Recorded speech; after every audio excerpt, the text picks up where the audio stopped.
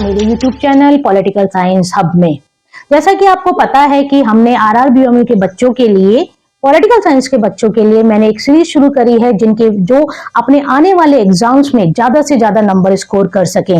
समय कम है, लेकिन उस कम समय का हम बिल्कुल सदुपयोग करते हुए बिल्कुल इंपॉर्टेंट क्वेश्चन जो साइमल्टेनियसली हर साल आपके रिपीट होते हैं और हर साल आपको अच्छे नंबर दिला सकते हैं, उसकी मेरे द्वारा एक सीरीज शुरू की गई है जिसको पढ़कर, देखकर, समझकर आप कम समय में अच्छे नंबर स्कोर कर सकते हैं। पिछली क्लास में मैंने आपको समझाया था कि ब्रिटेन के संविधान की प्रमुख विशेषताएं, 4 नंबर के क्वेश्चंस हम प्रिपेयर कर रहे हैं, तो 4 नंबर के क्वेश्चंस के हिसाब से हम बिल्कुल ब्रीफ में पढ़ रहे हैं और ब्रीफ में मैंने आपको 5 ब्रिटेन के संविधान की विशेषताएं पढ़ाई थी। आपको पता है कि पॉलिटिकल साइंस में सबसे पहला जो पेपर है वो 21 अप्रैल को BA सेकेंड ईयर के बच्चों का पहला पेपर है, तो मैंने वही से ही अपनी सीरीज शुरू की है BA पार्ट सेकेंड का पेपर फर्स्ट, जिसका नाम है विश्व की प्रमुख राज व्यवस्थाएं, और सेक्शन ए हम ले रहे हैं जो है ब्रिटेन की राज व्यवस्था। पिछले सालों में ब्रिटेन की राज व्यवस्था से जितने इंपॉर्टेंट क्वेश्चंस आए हैं वो क्वेश्चंस आपको मेरी प्लेलिस्ट में कराए जाएंगे और जिनको पढ़कर समझकर आप अपने पेपर को अच्छा कर सकते हैं। यदि हम आज की क्लास की बात करें तो आज की क्लास में जो मैं आपको इंपॉर्टेंट क्वेश्चन ले रही हूं वो ब्रिटेन के संविधान में से आता है। 4 नंबर का क्वेश्चन है और आपसे पूछा जाता है विधि के शासन को समझाइए, explain the rule of law. विधि का शासन क्या होता है, और आप पिछले पेपर्स उठा के देखेंगे तो ये क्वेश्चन बार बार रिपीट किया हुआ है। ये ध्यान रखिए, ये क्वेश्चन आपके पेपर 1 के लिए भी इंपॉर्टेंट है और ये क्वेश्चन पेपर सेकंड जो भारतीय राज व्यवस्था है उसमें से भी पूछा जाता है। तो चलिए समझते हैं हम क्या होता है विधि का शासन, रूल ऑफ लॉ। तो देखिए बच्चों, अगर हम विधि के शासन की बात करें तो विधि का शासन एक अवधारणा है, एक सिद्धांत है जो किसके द्वारा दिया गया है, एक विचारक हैं डायसी जो कि इंग्लैंड को ही बिलोंग करते हैं, उनके द्वारा दिया गया है। कौन सी बुक में दिया है? डायसी ने law of the constitution book लिखी, जिस बुक में विधि के शासन का सिद्धांत इन्होंने दिया है। विधि का शासन कहां से आया? इंग्लैंड से आया। इंग्लैंड में किस विचारक के द्वारा बताया गया? डायसी के द्वारा बताया गया।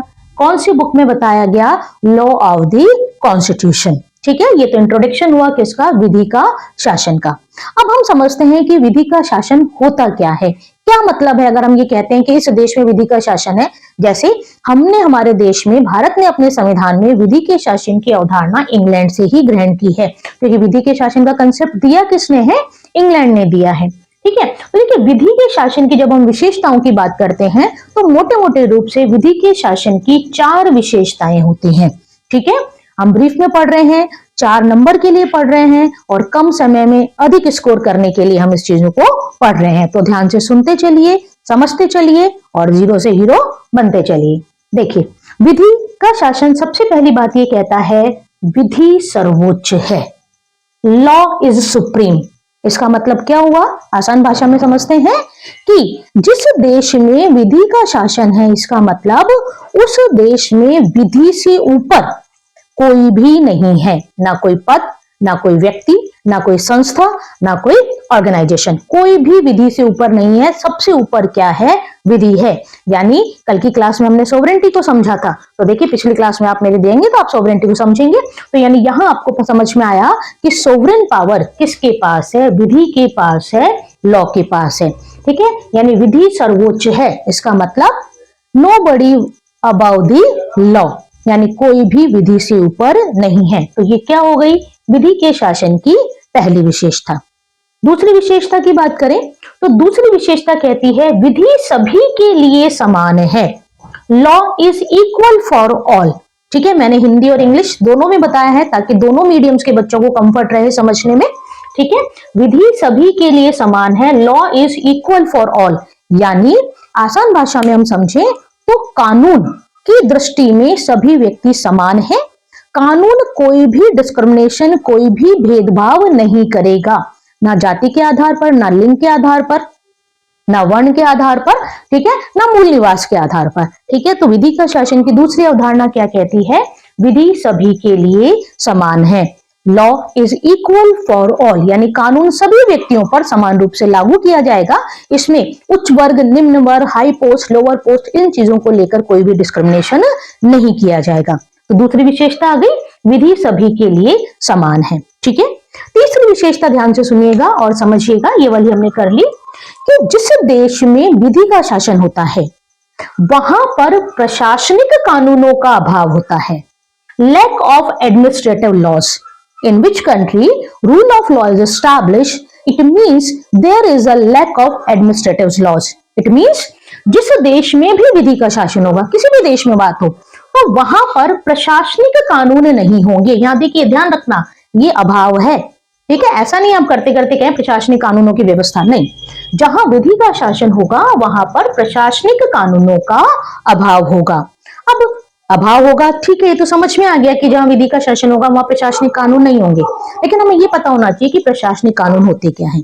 देखिए बच्चों, यदि हम प्रशासनिक कानून की बात करें तो एट प्रेजेंट यदि हम देखें तो प्रशासनिक कानून किस देश में है? फ्रांस में है, ठीक है। अभी मैं आपको बताती हूँ प्रशासनिक कानून क्या होते हैं। यानी आपको ये समझ में आया कि यहां हम बात कर रहे हैं कि जहां विधि का शासन होगा वहां प्रशासनिक कानून नहीं होंगे, लेकिन हम कह रहे हैं कि फ्रांस में प्रशासनिक कानून है, यानी फ्रांस में विधि का शासन नहीं है, पहली बात, ठीक है।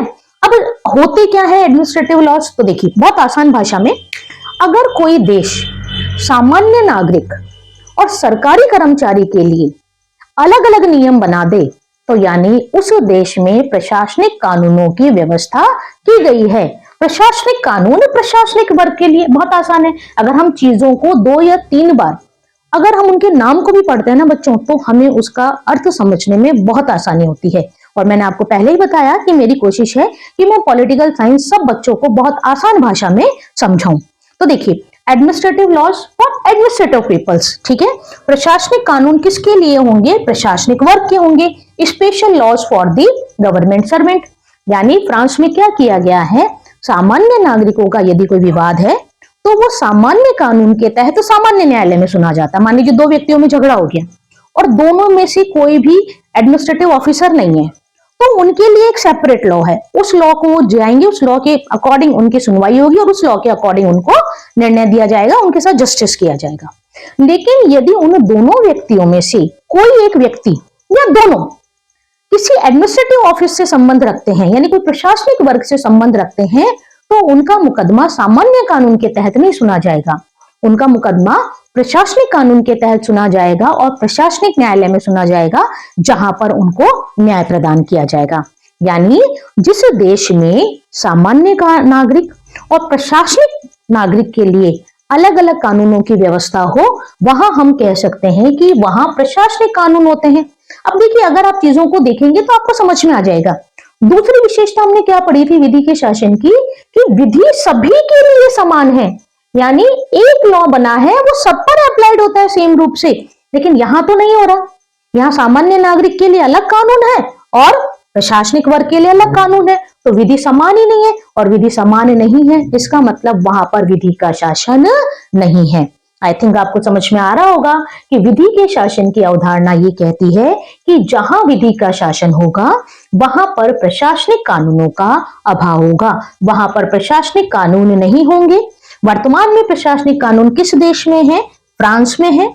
क्या होते हैं ये? प्रशासनिक वर्ग के लिए जो अलग से स्पेशल लॉज बने हुए हैं उन्हें हम क्या कहते हैं? एडमिनिस्ट्रेटिव लॉज कहते हैं। तीसरी विशेषता आपको आगे समझ में। चौथी विशेषता क्या है विधि के शासन की? तो देखिए, जो विधि का शासन जब एस्टैब्लिश किया जाता है, किसी भी देश में विधि के शासन को लागू किया जाता है, तो उसका मुख्य मोटो होता है, उसका मुख्य उद्देश्य होता है नागरिकों के मौलिक अधिकारों की रक्षा करना, ठीक है। Secures the fundamental rights of the peoples, यानी विधि के शासन की अवधारणा ये बात करती है कि जिस देश में विधि का शासन होगा वहां पर नागरिकों के मौलिक अधिकारों की रक्षा का काम किसका होगा? विधि का ही होगा। यानी कानून इस प्रकार के बनाए जाएंगे जिससे नागरिकों के मौलिक अधिकारों की रक्षा हो सके। तो एक बार वापस से समझते हैं क्या होता है विधि का शासन। तो देखिए, विधि के शासन की अवधारणा इंग्लैंड के द्वारा दी गई है। विचारक हैं डायसी, इनकी बुक का नाम है लॉ ऑफ द कॉन्स्टिट्यूशन। जैसे मैंने आपको बताया, भारत में भी विधि की अवधारणा इंग्लैंड से ली है। विधि के शासन की मुख्यतः 4 विशेषताएं हैं। विधि सर्वोच्च है, यानी विधि से ऊपर कोई भी नहीं है। विधि सभी के लिए समान है, यानी सभी व्यक्तियों पर विधि समान रूप से लागू की जाती है। जहां विधि का शासन होगा वहां प्रशासनिक कानूनों का अभाव होगा, यानी सामान्य नागरिक और प्रशासनिक वर्ग में कोई भेदभाव नहीं किया जाएगा। एक कानून होगा वो सामान्य नागरिक पर भी लागू है और प्रशासनिक वर्ग पर भी लागू होगा। और विधि के शासन का प्रमुख कार्य क्या है? नागरिकों के मौलिक अधिकारों की रक्षा करना, यानी जो फंडामेंटल राइट्स हैं उनको सिक्योर कौन करती है? रूल ऑफ लॉ करती है। तो बच्चों, आपको समझ में आया होगा कि विधि का शासन क्या होता है। नोट्स आपको मेरे टेलीग्राम चैनल पर मिल जाएंगे। टेलीग्राम चैनल का नाम है political science hub by Anuradha Mittal. वहां से आप नोट्स लेकर पढ़ सकते हैं। समझ की चीजों को हम लिखेंगे तो आसान रहेगा। आप चाहें तो इसका स्क्रीनशॉट ले लीजिए ताकि आपके पास नोट्स वैसे भी अवेलेबल हो जाएं। अगली क्लास में हम एक और इंपॉर्टेंट टॉपिक लेकर आएंगे जिसका नाम है कि ब्रिटेन का संविधान संयोग और विवेक का शिशु है। समझाइए। देखिए बच्चों, मैं आपको बार बार कह रही हूं, मैं आपको वही क्वेश्चंस करवा रही हूं जो पिछले 5 या 10 सालों में रिपीट होते हैं और डेफिनेटली ये क्वेश्चंस आपको एग्जाम में अच्छा स्कोर करने के लिए मदद करेंगे। तो मिलते हैं अगली क्लास में एक और नया टॉपिक लेकर। Thank you all of you and all the best for your exams.